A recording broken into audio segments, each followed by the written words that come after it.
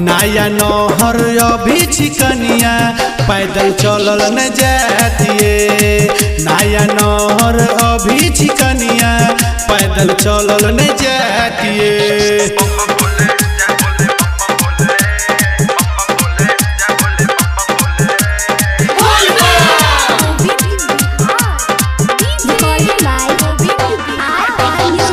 दूर छै नगर दोसर कठिन डगरिया, रहिया में बाबा के छै सुइया पहरिया।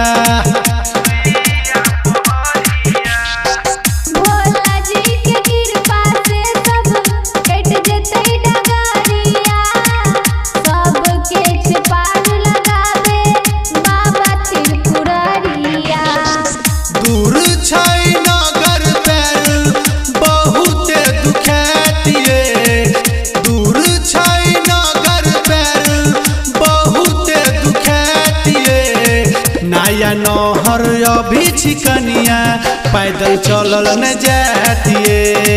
नया नहर अभी चिकनिया पैदल चलल न जातिए।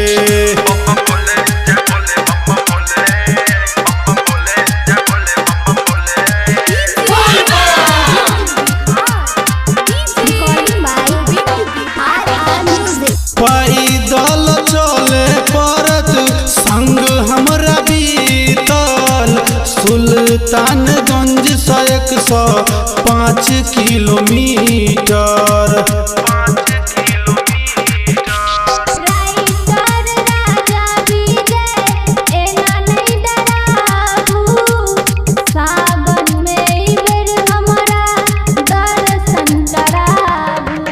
दूर छै नगर पैर बहुते दुखैतिए। दूर छै नगर पैर बहुते दुखैतिए। नया नहर अभी चिकनिया पैदल चलल न जातिए।